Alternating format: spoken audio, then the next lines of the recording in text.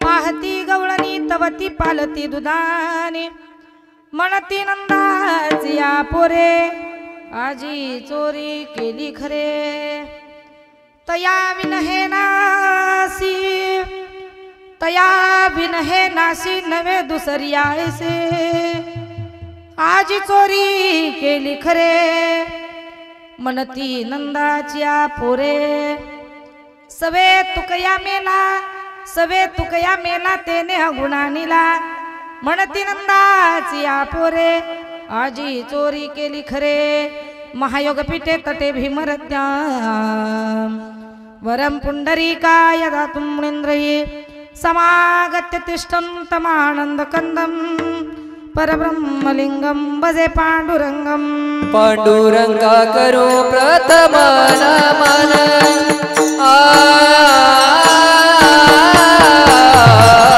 पांडुरंगा करो प्रथम नमन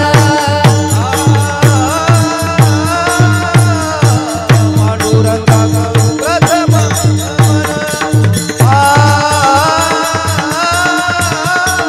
पांडुरंगा करो प्रथम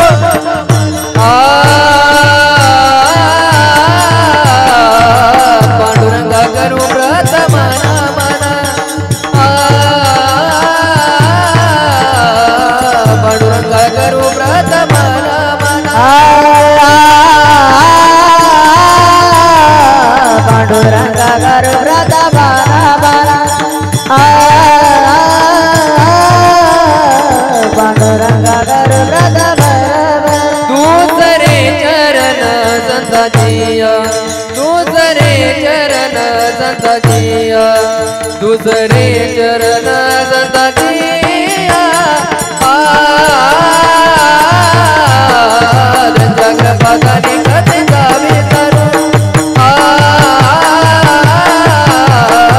जगपदानी कथे गावे तरू दूसरे चरण संतजिया दूसरे चरण संतजिया दूसरे चरण संतजिया जगपदानी कथे गावे तरू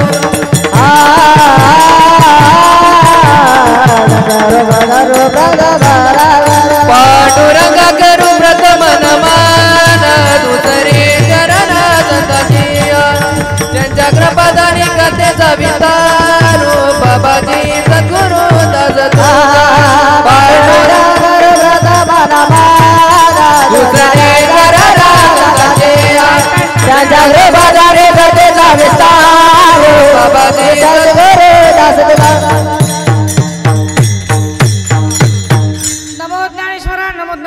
निवृत्ति उदार सोपान देवा मुक्तबाई नमो त्रिभुवन पावनी आद्यत्रय जननी देवांचे जयांचे केलिया स्मरण होय सकल विद्यांचे अधिकरण तेचे बंधू श्री चरण श्री गुरूंचे ते नमस्कारून आता बंधू रंगभूमिका कीर्तने उभे होती लोका टाळ मृदंग श्रोते देखा तया नमन माझे दंडवत ऐसे नमन करुणी सकळा हरिकथा बोले बोबडिया बोला अज्ञान म्हणून या पुलिया बाळा चालवी सकळा नामा म्हणे लडी बाळा नामा विठोबाचा दास तयाचे चरणासी दंडवत मस्तक हे पायावरी मस्तक हे पायावरी मस्तक हे पायावरी मस्तक हे पायावरी वार करी संतांचा या वार करी संतांचा वार करी संतांचा वार करी संतांचा वार करी संतांचा वार करी मस्तक हे पायावरी या वार करी संतांचा या वार करी संतांचा या वार करी संतांचा मस्तक हे पायावरी या वार करी संतांचा या वार करी संतांचा या वार करी संतांचा मस्तक हे पायावरी या वारकरी संतांच्या पाहती गवळणी तवती पालती दुधाने मनती नंदाची पोरे आजी चोरी केली खरे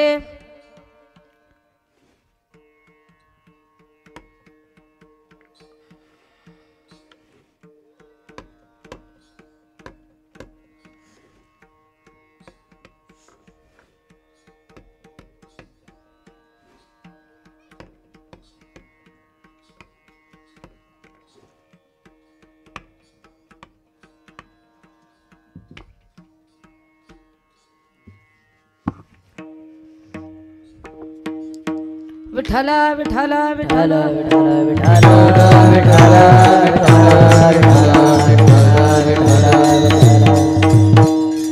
प्रस्तुत काल्याच्या कीर्तनाच्या निमित्तानं सेवेकरता घेतलेला अभंग रूपी गवळण ज्याला आपण म्हणतो. जगद्गुरु जगद्वंदनीय वैराग्याचे थोर मूर्तिमंत पुतळे असणारे बोलोबा पुत्र परम पवित्र देहू निवासी श्रीमंत श्री थोर साधू जगद्गुरु जगद्वंदनीय तुकोबारायांचा हा 4 चरणाचा अभंग असून प्रस्तुत अभंगात महाराज भगवान श्रीकृष्ण परमात्मानं जेव्हा गोकुळामध्ये अवतार घेतला होता तेव्हा अवतार घेतल्यानंतर भगवंतानं गोकुळामध्ये एवढं काय काय नाना प्रकारच्या खोड्या केल्या. त्या या अभंगरूपी गवळणीमध्ये जगद्गुरु तुकोबारायांनी व्यक्त केलेला आहे. विठ्ठल विठ्ठल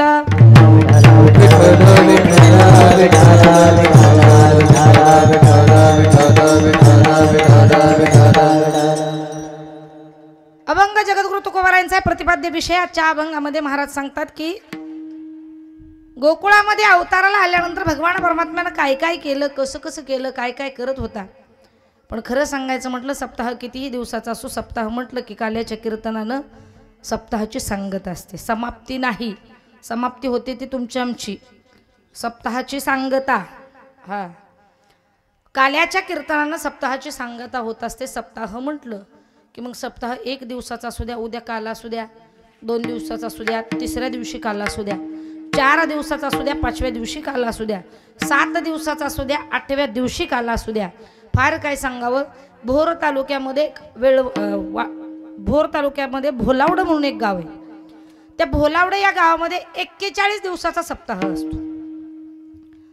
41 दिवसाच्या सप्ताहामध्ये 40 दिवस रात्रीची कीर्तन असतात आणि 41व्या दिवशी काल्याचं कीर्तन असतं. सांगायचं तात्पर्य एकच आहे मला की सप्ताह कितीही दिवसाचा असो, काल्याच्या कीर्तनानेच सप्ताहाची सांगता. विठ्ठल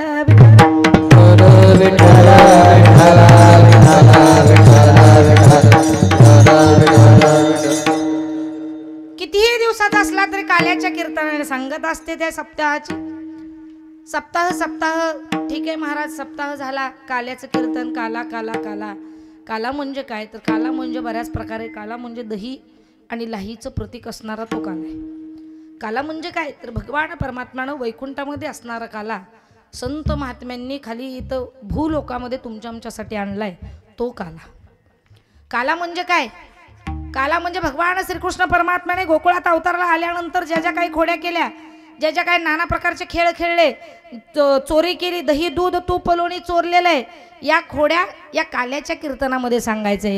चरित्र ते उच्चारावे केले देवे गोकुळी, केले देवे गोकुळी, केले देवे गोकुळी. चरित्र ते उच्चारावे केले देवे गोकुळी, केले देवे गोकुळी, केले देवे गोकुळी. काल्याच्या कीर्तनामध्ये काय करायचं? चरित्र ते उच्चारावे केले देवे गोकुळी. गोकुळामध्ये भगवान परमात्म्यानं अवताराला येऊन जेवढं काही चरित्र केलंय तेवढं आपण काय करायचं? चरित्र ते उच्चारावे. उच्चारायचं म्हणजे काय? बोलायचं आणि सोडून द्यायचं, ऐकायचं फक्त, उच्चारायचं आणि त्याचं काय आचरणात आणायचं काय कामगिरी कोणी करायची नाही. एक जण म्हटला, महाराज का हो तुम्ही नेहमी काल्याच्या कीर्तनामध्ये सांगत असता चरित्र ते उच्चारावे, चरित्र ते उच्चारावे, मग का हो असं एखाद्या कीर्तनात का सांगत नाही चरित्र ते आचारावे?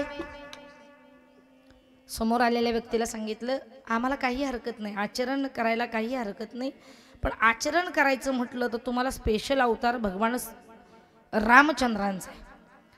भगवान प्रभू रामचंद्रांचा स्पेशल अवतार आचरण करण्यासारखा आहे.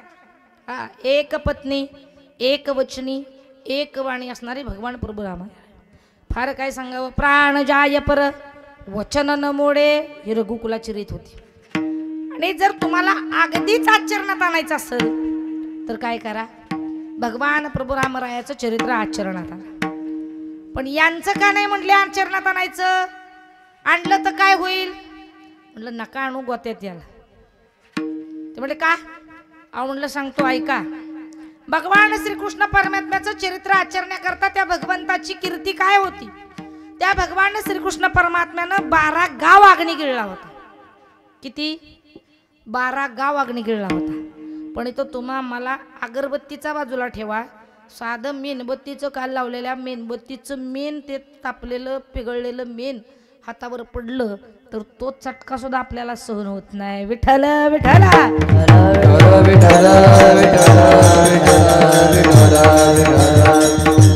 त्या भगवान परमात्म्यानं 12 गाव अग्नी गिळला होता. 12 गाव अग्नी गिळल्यानंतर तुम्हा मला मेणबत्तीचा चटका सोसत नाही, मग तुम्ही आम्ही त्याचं चरित्र आचरण करायचं कसं? नाही म्हणला, काय होते त्याला? म्हटलं ठीक आहे बा, अजून सांगतो. त्या भगवान श्रीकृष्ण परमात्म्यानं महाराजा गोवर्धन पर्वत आपल्या करंगळीवर उचलला होता. गिरी गोवर्धन येणे उचलिला, एका करंगळीवरती संपूर्ण गोवर्धन पर्वत उचलला होता. बरं, आपल्याला 10 किलो जर दळण गृहमंत्र्यांनी सांगितलं की हे दळण घ्या आणि गिरणीवर ठेवायला जा, दळून आणा तेवढं, तर घरून 10 किलो दळण उचलून गिरणीपर्यंत घेऊन जायला 10 ठिकाणी स्टॉप घ्यायला लागतो. इथं थोडं ठेवायचं, परत एखाद्याला आवाज द्यायचा, राम भाऊ येता का तेवढा हात लावा जरा उचलू लागा. 10 किलो दळण उचलायला आपल्याला 10 ठिकाणी स्टेशन घ्यायला लागते आणि प्रत्येकाला जिथं स्टेशन घेईल तिथं उचलू लागायला बोलवावं लागते. या भगवान परमात्म्यानं महाराजा गिरी गोवर्धन येणे उचलिला, गोवर्धन पर्वत त्यानं करंगळीवरती उचलला होता. तरीही महाराजांना यांना काय पटना. नाही म्हणले, महाराज काही सांगता तुम्ही. त्या भगवान श्रीकृष्ण परमात्म्याने म्हणे 16,108 बायका केल्या होत्या. देवाला पत्न्या होत्या 16,108. हो म्हणलं, बरोबर ऐकलंयस तू. मग म्हणला त्यानं जर 16,108 पत्न्या कराव्यात तर मी दुसरी का न करावी? त्यांना सांगितलं, हो बरोबर आहे तुमचं म्हणणं, दुसरी करावी, त्यानं केल्या म्हणून त्याच्यासारखं वागायला जाताल, तर मी काय सांगते ते नीट ऐका. भगवान श्रीकृष्ण परमात्म्याने 16,108 पत्न्या केल्या, पण कधी आपली एकही पत्नी दुसऱ्याच्या शेताच्या बांधाला खुरपायला लावलेली नाही. तेवढ्या पत्न्या सांभाळण्याचं सामर्थ्य महाराजा भगवंताच्या अंगी ताकद होती तेवढी. इथं एक सांभाळायची म्हटलं तर महाराजा अवघड होतंय आणि दुसरी करायला निघालाय. फार सांगून एकानं ऐकलंच नाही, केली नाव दुसरी. पहिली लग्नाची ठरवून केलेली, दुसरी आवडती प्रेमाची. लग्न झाल्यानंतर दोघी काही एकत्र व्यवस्थित नांदत नाहीयेत. भांडणं व्हायची रोज उठलं की, आणि मग रोज उठलं की यांची भांडणं व्हायची. काका वैतागलं, म्हणले मला काय सुख चैन शांती मिळत नाही डोक्याला माझ्या. बाहेरून कुठून आलं की मला इथं आलं की यांची भांडणंच ऐकावी लागतात. मग काका विचार करतायत काहीतरी याच्यावर पर्याय शोधला पाहिजे. म्हणून काकाच्या डोक्यात आलं की आपलं घर 2 मजली आहे, मग दोन्ही मजल्यावर जर दोघींना वेगळं वेगळं ठेवलं तर कमीत कमी रोजची कटकट तरी डोक्याची जाईल. काकाने युक्ती केली, दोघींना समोर बसवलं, दोघींनाही सांगितलंय पहा आजपासून दोघींनी वेगवेगळं राहायचं आणि दोघीकडेही मी जेवायला येणार, एकीकडे 6 महिने आणि दुसरीकडे 6 महिने. दिवाळीपर्यंत खालचीकडं, दिवाळीनंतर वरचीकडं. असं ठरलं. संसार परत व्यवस्थित चालू झाला. भांडण नव्हता, तंटा नव्हता, काही नव्हतं. दिवाळी झाली, काका वरचीकडे जेवायला.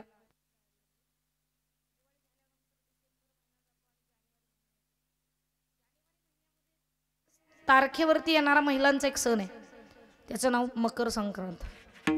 या मकर संक्रांतीला दोघीही विचार करत होत्या.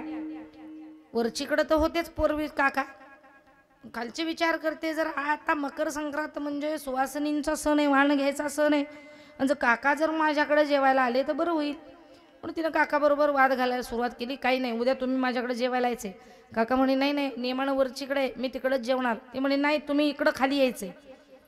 दोघीची लागली भांडणं, परत वादविवाद. काका म्हणतात ऐका मी काय सांगतो ते ऐका, थांबा, भांडू नका म्हटल्यानंतर दोघी शांत झाले. आणि मग काका सांगतायत हे पहा, जिचा स्वयंपाक लवकर होईल आणि मला जी पटकन आवाज देईल सगळ्यात अगोदर तिच्याकडे मी काय करणार, जेवायला जाणार. झालं. काकाने फैसला केला, निकाल दिला. दोघी झोपायला गेल्या. झोपल्या कुठल्या रात्रभर जाग्याच होत्या. सकाळी लवकर उठून लवकर स्वयंपाक करायचा आहे आणि काकाला पहिला आवाज द्यायचा आहे याच्यासाठी रात्रभर जाग्या. पहाटे 3लाच उठल्या, आंघोळ वगैरे केली, पुरण शिजायला घातलं. पुरण शिजून झालं, कणिक मळली, सगळं काय भजी खारवडी कुरवडी पापड आमटी गुळवणी सगळं काही केलं आणि पुरण वाटून घेतलं. आता पुरणपोळी लाटायला बसणार. तवा ठेवला चुलीवरती आणि पोळपट बेलनं सगळी तयारी केली. म्हणजे आता पुरणपोळी लाटायची आणि गरम पोळी ताटात तव्यावली ताटामध्ये द्यायची असा वरचीनं विचार केला होता. ताट वाढलं होतं, काकाला बसायला पाड दिला होता, ताटाला पाड दिला होता आणि जेवण वाढलेलं, फक्त पोळी वाढायची बाकी होती. लाटायला घेतली आणि काकाला आवाज दिला, झाले हो जेवण, चला जेवायला. ओ या दोघीच्या भांडणात काका रात्रीपासूनच उपाशी होतं. काका वाटच पाहत होतं कधी मला कोणी बोलवते. जसा वरचीनं आवाज दिला तसं काका शिडी चढायला लागलं.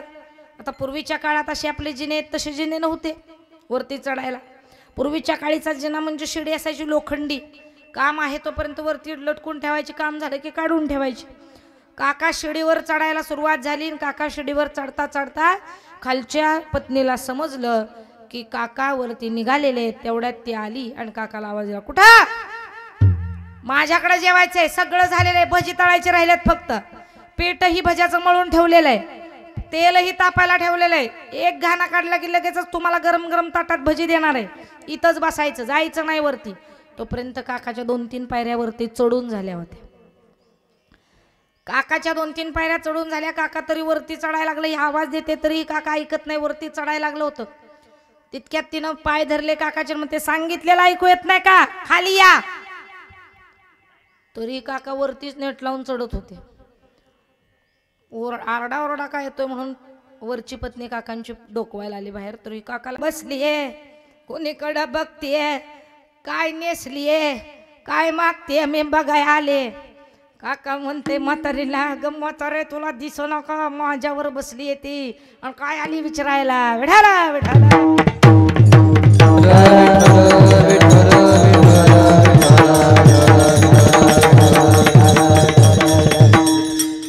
सांगायचं तात्पर्य एकच आहे की दुसरीनं करावी बाईला फटफजिती होईल. फजिती झाल्याशिवाय काही होत नाही, साध्य होत नाही, काही हाती लागत नाही महाराजा. तर मग काकाने 2 केल्या तर काकाची अशा प्रकारे फजिती झाली. भगवान श्रीकृष्ण परमात्म्याने 16,108 पत्न्या केल्या. म्हणून आपण करणं उपयोगाचं नाही, त्यानं केल्या, त्यानं सांभाळल्या, त्याच्याकडे तेवढं सामर्थ्य होतं महाराजा. आपण मानव आहोत, कलियुग आहे आणि या कलियुगात कोणतीही गोष्ट जरी तुम्हाला वाटत असेल अशक्य नाहीये, पण देवा इतकी सुद्धा शक्य आपल्याच्यानं होऊ शकत नाही. त्याच्यामुळे देवासारखं वागण्याचा विचार न करता देवाचं फक्त चरित्र ते उच्चारावे.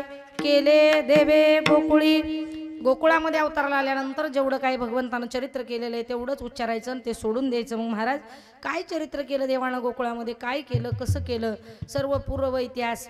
एक दिवस कंसानं बरीच माणसं मारल्यानंतर पृथ्वी माता गाय रूपामध्ये भगवान विष्णू परमात्म्याकडे गेली आणि भगवान विष्णू परमात्म्याला गाई माता म्हणते की देवा काही करा आणि मला या पाप जे झालेलं आहे त्या पापातून माझी मुक्ती करा. एवढं पापाचा भार जो आहे मला सोसत नाही, सहन होत नाही. तुम्ही लवकरात लवकर या आणि लवकरात लवकर येऊन या कंसाचा काहीतरी निकाल लावा. देवानं सांगितलं चिंता करू नका, तुम्ही जा आता, निश्चिंत व्हा.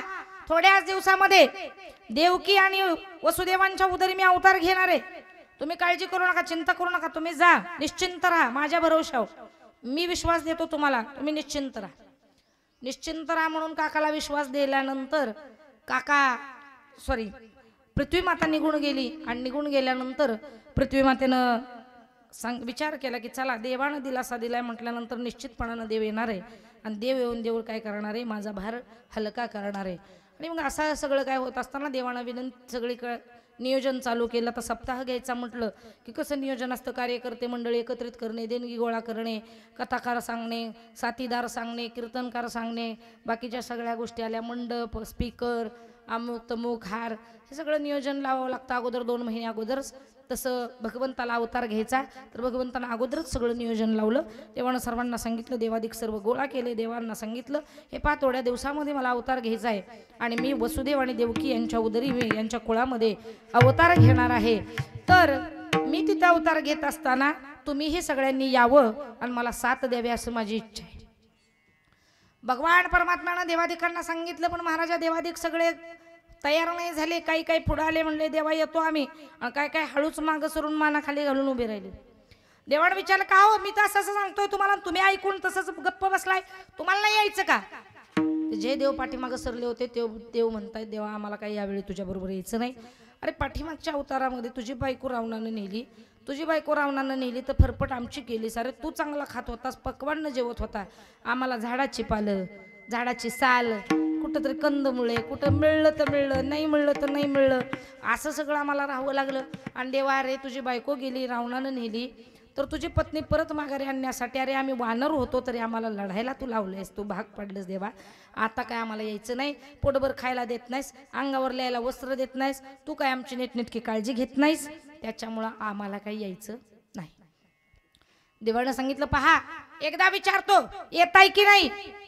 त्यांनी सांगितलं नाही म्हणजे नाही, आम्ही येणार नाही. आणि खरंच भगवंतानं अगोदरच्या जन्मामध्ये त्यांची फरफट केली होती. वानर अवतारामध्ये असताना भगवान प्रभू रामरायाने त्यांना ते लंकेवर विजय मिळवण्यासाठी, रावणाचा वध करण्यासाठी, सीतामातेला परत आणण्यासाठी सर्व वानर सेना घेऊन भगवान प्रभू रामराया गेले होते. सगळ्यांनी युद्ध केलं, प्रत्येकानं आपापल्या परीने युद्ध केलं, युद्ध जिंकलं, सीतामातेला परत घेऊन आले. आणि जनक राजानं कौतुक पाहिलं, अरे एवढे एवढे छोटे छोटे हे सगळे वानर आहेत, आणि एवढ्या या छोट्या छोट्या वानरांनी रावणासारखा बलाढ्य राक्षस दैत्य त्याला मारण्याकरता देवाला मदत केली, आपल्या जावयाला मदत केली.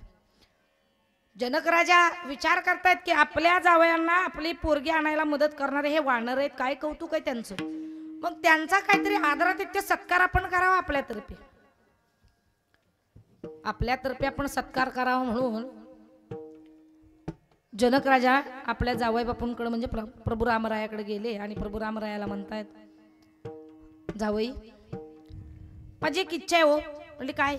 अहो हे सगळे वानर सेना, अहो यांनी किती मोठं कार्य केलं, यांच्या आवाक्याच्या बाहेरचं कार्य आहे, आणि त्यांना काहीतरी सत्कार करावा, द्यावं काहीतरी, अशी माझी इच्छा आहे.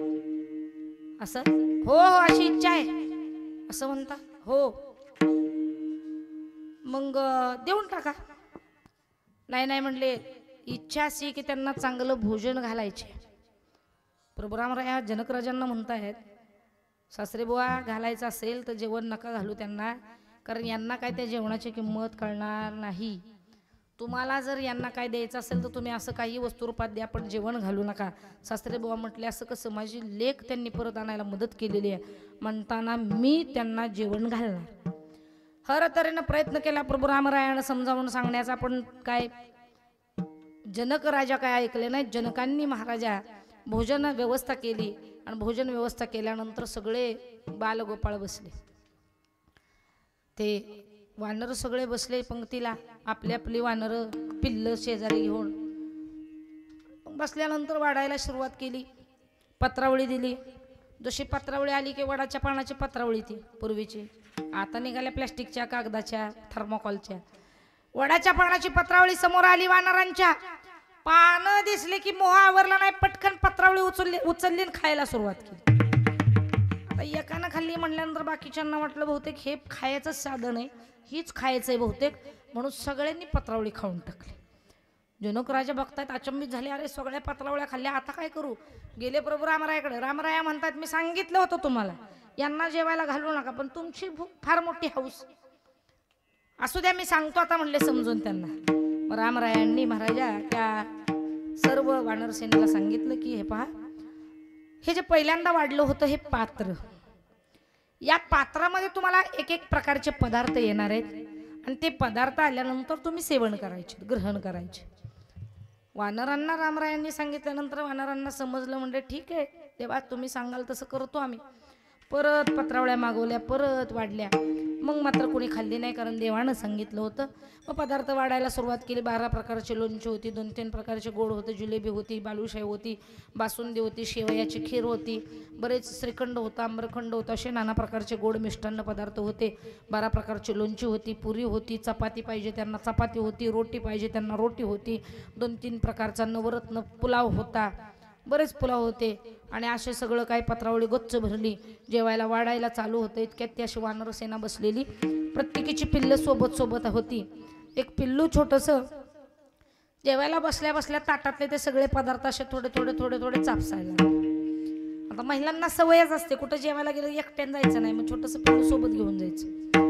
मग ते काय तिथं गप्प बसत नाही, ते काहीतरी रडतच असतं, कुठंतरी नाचतच असतं, काहीतरी वेगळंच प्रकार करत असतं. आणि आईला कुतूहल वाटत असतं, आई हसत असते बघा ना कसं करते, कौतुकानं सांगत असते.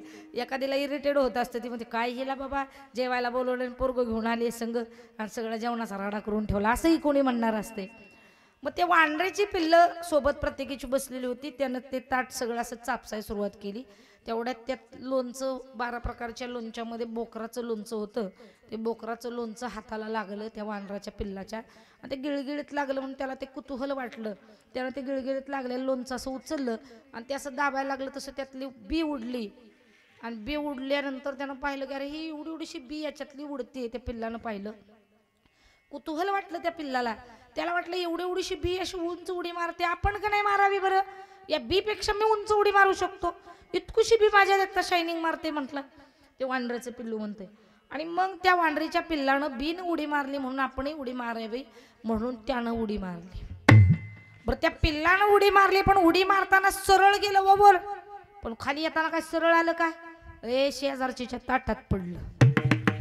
जसं शेजारच्या ताटात पडलं तसं शेजारचीला वाटलं बहुतेक हे जेवण जे आहे हे जेवण उड्या मारून खायचे.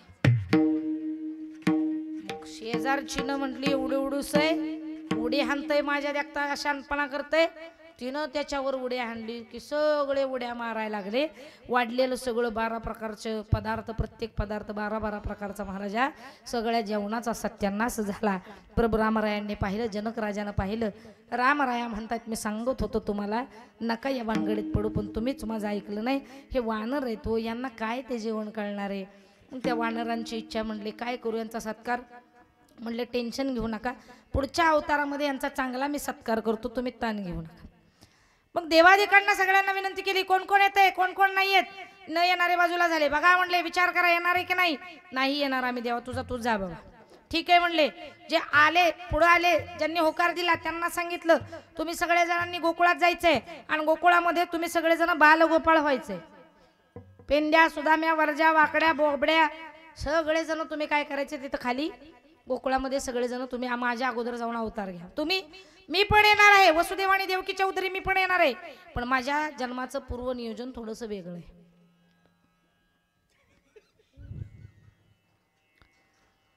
विठ्ठल विठ्ठल विठ्ठल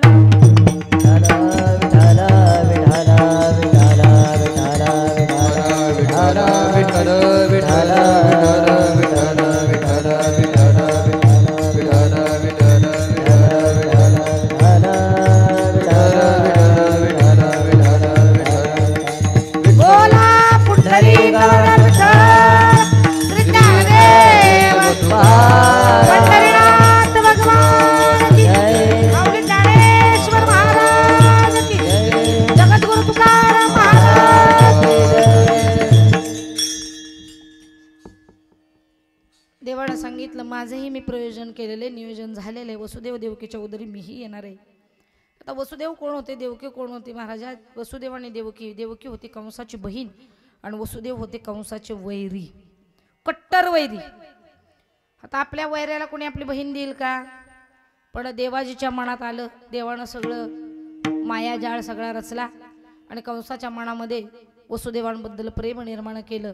वसुदेवाला कंसानं आपली बहीण दिली. लग्न झालं. लग्न झाल्यानंतर वरात जंगी वरात चालली होती वाजत गाजत. आणि अशा या वरातीमध्ये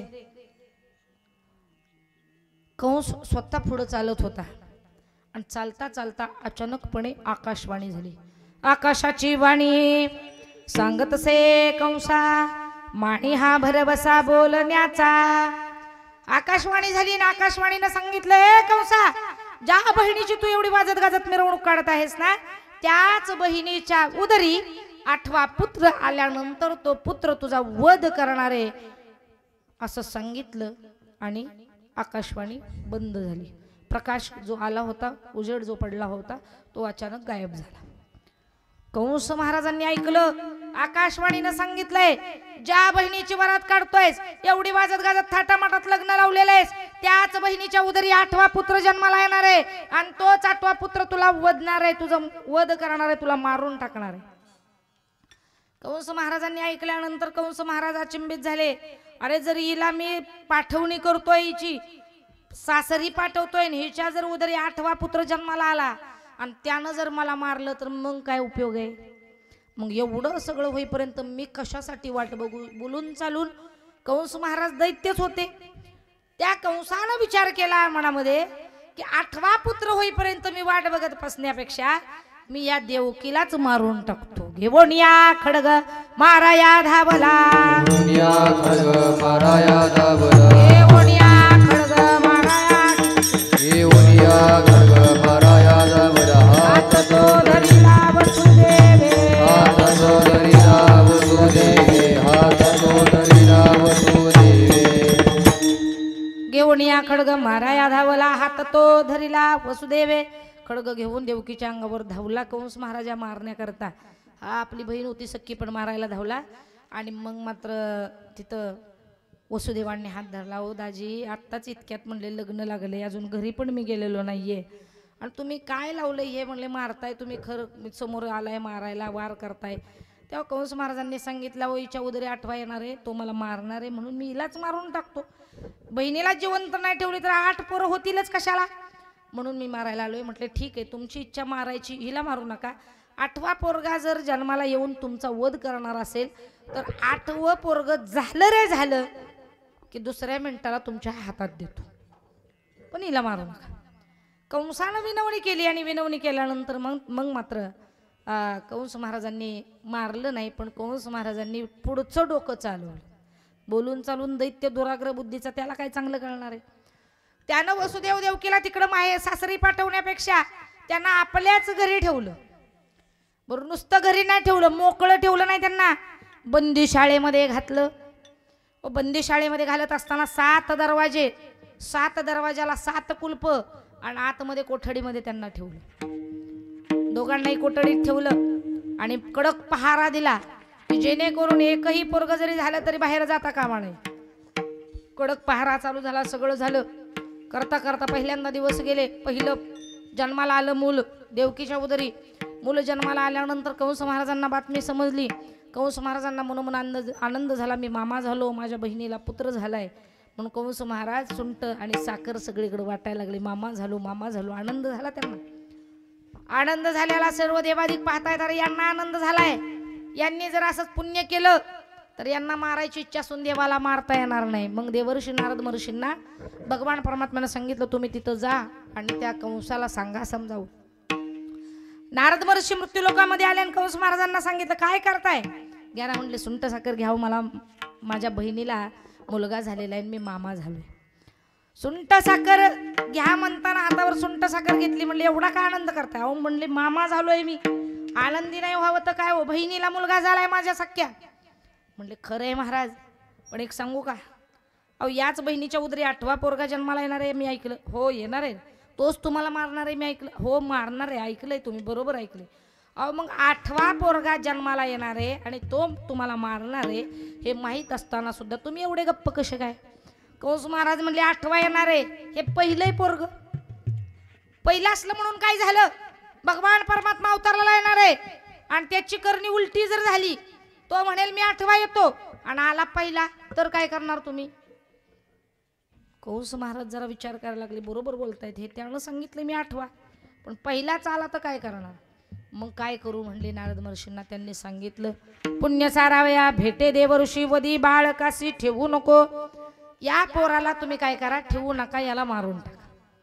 नारद महर्षींनी सांगितल्याप्रमाणे पळत गेला आतमध्ये. कुलप उघडली, 7 दरवाजे उघडले. देवकी मातेच्या मांडीवर असणार ते बालक घेतलं, गरगर गरगर फिरवलं आणि ते आपटून मारून टाकलं. अशी 6 पोरं मारली. 7वा गर्भ आपोआप जिरला, रोहिणीच्या उदरामध्ये गेला. आणि त्यानंतर 8व्यांदा परत देवकी मातेला दिवस गेले आणि दिवस गेल्यानंतर मात्र देवकी मातेचं तेज महाराजा तेजपुंज चेहरा झालेला. त्या चेहऱ्यावरच्या तेजानं संपूर्ण कोठडीमध्ये त्या कारावासामध्ये संपूर्ण दिवाल न लावता प्रकाश चमकत होता. तिथं विचारलं डोहाळे विचारल्यानंतर काय तुम्हाला डोहाळे लागलेत सांगा. वसुदेवांनी विचारलं. वसुदेवांनी डोहाळे विचारल्यानंतर महाराजा देवकी माता सांगते गो ब्राह्मण प्रतिपालक, गायींचं रक्षण करेन मी आल्यानंतर, ब्राह्मणांचं रक्षण करेन आणि साधू संतांचं रक्षण करून दृष्टांचा संहार करेन. डोहाळे तेजपुंज असा चेहरा झालेला त्या देवकी मातेचा महाराजा. आणि डोहाळे सांगत होते वसुदेवांना. वसुदेवांनी विचार केला, रे हे काय डोहाळे, निश्चितच कोणीतरी महान असं आपल्या कुळामध्ये जन्म घेणारे असा वसुदेवांच्याही मनामध्ये विचार आला. 9 महिने 9 दिवस पूर्ण झाले आणि बरोबर श्रावण वद्य अष्टमीला रात्रीच्या 12 वाजता भर पावसाळ्यामध्ये धो पाऊस पडत होता, काळोख सगळीकडे होता, अंधार होता. आणि अशातच रात्रीच्या 12 वाजता 8व्यांदा भगवान श्रीकृष्ण परमात्मा अवतीर्ण झाले. गोपाल कृष्ण भगवान की. भगवान श्रीकृष्ण परमात्मा अवतीर्ण झाले. अवतीर्ण झाल्याबरोबर 8 वर्षाची बालमूर्ती प्रकट झाले. देवकी माता त्यांना म्हणते, अहो देवा, तुम्ही जन्माला यावं माझ्या उदरी, म्हणून अनंत जन्मी तप केलेलं आहे, तुम्ही उदरी जन्माला आलाय. पण म्हणले थोडीशी एक गोष्ट. भगवान म्हणतात जन्माला आलो ना, आता काय राहिलं, काय नाही. म्हटले मातृत्वाचं सुख उपभोगण्यासाठी तुम्ही लहान व्हा. आईसाठी भगवान परमात्मा लहान झाले, आईच्या मांडीवर आले. आई स्तनपान करू लागली आणि स्तनपान करत असतानाच अचानक आठवण झाली की आपल्या भावाला आकाशवाणी झाली होती. त्या आकाशवाणीनं सांगितलं होतं की 8वा पोरगा हिचा जन्माला आल्यानंतर हा पोरगा काय करणार आहे, तुला मारणार आहे, अशी आकाशवाणीनं सांगितलं होतं आपल्या भावाला. आणि आपल्या भावानं त्याची तयारी म्हणून मला बंदीशाळेत पण टाकलं आणि माझी 6 पोरं मारली. आता यालाही भावाला कळलं तर यालाही भाव मारणार आहे. म्हणून देवकी माता आपल्या पतिदेवांना सांगते, सोडा सोडा मिठी, लपवा लपवा जग जेती, जणी कंसासी कळेल माझ्या बाळासी मारेल. अहो तुम्ही लवकरात लवकर या बाळाला कुठेतरी लपवा. कंसाला जर समजलं तर कंस या बाळाला मारून टाकेल, याला कुठेतरी लपवा. वसुदेव म्हणताय, देवकी तुझं म्हणणं बरोबर आहे, पण कुठं लपवायचं, आपण बंदी शाळेमध्ये 7 दरवाजे लावलेले आहेत, कडक पहार आहे आणि आपल्या हातापायात बेड्या, कसं लपवायचं, कुठं लपवायचं. जन्माला आल्यानंतर आई बापाला सल्ला देणारा पहिलं जगाच्या पाठीवर कोण असेल तर भगवान श्रीकृष्ण परमात्मा. आपल्या आई वडिलांना सांगतात, आई बाबा चिंता करू नका, मला लपवण्याची चिंता तुम्हाला लागलेली आहे, तर मला कुठं लपवायचं त्याची व्यवस्था मी अगोदरच करून ठेवलेली आहे, तुम्ही फक्त मला नेण्याची व्यवस्था करा. नंदाच्या घराला, नंदाच्या घराला, मदनेही गोकुळाला, मदनेही गोकुळाला, मदनेही गोकुळाला. नंदाच्या घराला, नंदाच्या घराला, मदने गोकुळाला, मदने गोकुळाला, मदने गोकुळाला. माया उपजली ते देवी मदानी दे, माया उपजली ते देवी मदानी ते. नंदाच्या घराला, नंदाच्या घराला, मदनेही गोकुळाला, मदनेही गोकुळाला.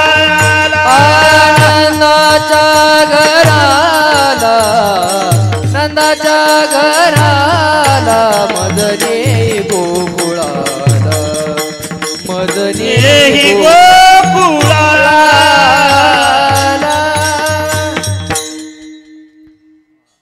भगवान श्रीकृष्ण परमात्म्यानं पहिल्यांदा आईबापाला सल्ला देणारा जगाच्या पाठीवरचा पहिला एकमेव पुत्र. देवानं सांगितलं मला कुठं न्यायचं व्यवस्था केलेली आहे, नंदाच्या घराला, मज नेई गोकुळाला. कुठं न्यायचंय, नंदराजाच्या घरी, गोकुळामध्ये मला घेऊन जा. वसुदेव आपल्या पोराला सांगतायत, लेकरा तुझं म्हणणं मान्य रे, पण तुला घेऊन जायला आमच्या हातापायात बेड्या आहेत, 7 दरवाजे लावलेले आहेत, 7 दरवाजांना 7 कुलप आहेत, 7 दरवाजामध्ये प्रत्येक दरवाजात एक एक पहारेकरी पहारा कडक देत बसलेला आहे. आणि अशा अवस्थेमध्ये तुला घेऊन गोकुळामध्ये जाणं कसं शक्य आहे? भगवान परमात्मा वसुदेवांना सांगतायत, बाबा तुम्ही फक्त मला उचला, फक्त मला उचला, माझा अंगीकार करा, सगळं नीट होतंय, सगळं नीट होतंय, मला उचला म्हणल्यानंतर आपल्या पोरावर विश्वास ठेवून वसुदेवांनी देवाला उचललं, एका टोपल्यात घेतलं, टोपलं डोक्यावर घेतलं, जसं देवाला उचललं, उचलला कमळापती बंधने पायीची गळती, बंधने पायीची गळती, बंधने पायीची गळती. उचलेला कमलापते पाहिजे बंधन गळते, पाहिजे बंधन गळते, पाहिजे बंधन गळते. आता पायाच्या बेड्या गळून गेल्या, 7 दरवाजे 7 कुलप सगळी उघडली गेली, पहारेकरी गाढ झोपी गेले. अजून काय 7 दिवस इकडे येऊन रोज कथेला बसत होते, काकड्याला उठत होते, वाचायला बसत होते. 7 दिवसाचं 7 दिवस 7 रात्र जागरण झालं होतं. आणि जसं काय असं जागरण होऊन एकदम कडाक्याची झोप घ्यावी, गाढ झोपी गेले होते. वसुदेवांनी डोक्यावरती टोपलीमध्ये देवाला भरलं आणि गोकुळाकडे निघाले. गोकुळात जात असताना बाहेर धो पाऊस पडत होता, विजा आकाशात कडकड कडकड कडकड चमकत होत्या आणि अशा अवस्थेत बाहेर घेऊन निघाले. आता अशा पावसामध्ये थोडा पाऊस आला तर आपण म्हणतो थांबा जरा 5 मिनिटांनी जा, पाऊस लय येतो, लेकरा अंगावर घे रे काहीतरी, आपणही स्वतःची सुरक्षा पाहत असतो. पण असल्या धो पडणाऱ्या पावसामध्ये वसुदेवांनी देवाला घेऊन बाहेर प्रवेश केला. जसे बाहेर पडले तसे यमुनेच्या पलीकडे महाराज गोकुळ होतं. यमुनेतून पलीकडे जायचं ते गोकुळामध्ये जायचं कसं? यमुना माता दुथडी भरून वाहत होती. यमुनेला दुथडी म्हणजे भरपूर मोठ्या प्रमाणात पूर आलेला होता. तरी सुद्धा मागचा पुढचा विचार न करता आपल्या लेकराला वाचवण्यासाठी वसुदेवांनी यमुने मातेमध्ये प्रवेश केला. घोट्याचं पाणी गुडघ्यापर्यंत, कमरेपर्यंत, गळ्याला पाणी लागलं, नाकातोंडात पाणी जायला लागलं, पाणी तसं तसं वाढायला लागलं. यमुना माता विचार करत होते की पूर आलेला तर होताच, परंतु यमुना माता विचार करत होती की भगवान परमात्मा आले तर सगळ्यात पहिलं दर्शन मी घेणार. याच्यासाठी चढाओढ लागली होती, पाण्याचा पूर वाढायचा, पातळी वाढत होती. देवाने विचार केला, पप्पाच्या आपल्या बाबाच्या गळ्यापर्यंत आले, तोंडात जायला लागले, नाकात गेलं आणि आपलं पप्पा जर वाहून गेला तर आपलं गोकुळात पोचणं अवघड होईल, मग आपण पप्पांची आपल्या मदत करावी. मग देवानं काय केलं? पूर वाढला अचाट, तेने दाविला अंगुष्ठ. भगवान परमात्म्यानं टोपल्यातून आपला डावा पाय बाहेर काढला आणि डाव्या पायाचा अंगठ्याचा स्पर्श यमुनेला जसा केला तशी यमुना महाराजा पूर ओसरला आणि दुभंगली. 2 भागामध्ये तिचे भाग झाले. दुभंगलेल्या यमुना मातेच्या त्या भागातून वसुदेव पलीकडे पटकन गेले आणि गेल्यानंतर गोकुळामध्ये तिथं पोरग ठेवलं. पाळण्यात माया उपजली होती, ती माया बाजूला घेतली, ती माया परत टोपल्यात भरली, देवाला पाळण्यात ठेवलं आणि मायेला घेऊन परत माघारी मथुरेला गेले. मथुरेला गेल्यानंतर बंदी शाळेत 7 दरवाजाच्या आत गेले रे गेले. 7 दरवाजे परत लागले, कुलप होती तशी लागली, हातापायात हाय तशा बेड्या. झोपलेले सगळे शिपाई जागे झाले आणि तिथं पोचल्याबरोबर रडे माया करी आकांत, नामा म्हणे उठती दूत. त्या मायेनं आकांत केला, रडायला लागली आणि जशी माया रडायला लागली तसे झोपलेले ते सगळे गाढ झोपलेले सैनिक शिपाई सगळे जागे झाले. चला चला चला म्हणले, राजाला सांगा शत्रू आलाय जन्माला, शत्रू आलाय जन्माला, वैरी आलाय, वैरी आलाय. राजाला सांगायला गेले, महाराज उठा, चला म्हणले लवकर, तुमचा शत्रू जन्माला आलाय, वैरी जन्माला आलाय. आणि मग महाराज खळबळून जागे झाले. महाराज खळबळून जागे झाल्याबरोबर पळत पळत पळत पळत बंदी शाळेमध्ये गेले. पाहतात तर काय खरोखरच पोरग जन्माला आलेलं होतं आणि पोरग नसून ती पोरगी होती. अरे 8वा म्हणले ना 8वी आली, काय असं झालं? कंस विचार करत होता पण विचार करायला वेळ नव्हता. काही का असना देवाची करणी आहे, 8वा म्हणून 8वी येऊ शकतो, मारू शकतो. घेतली, हिसकावायला सुरुवात केली.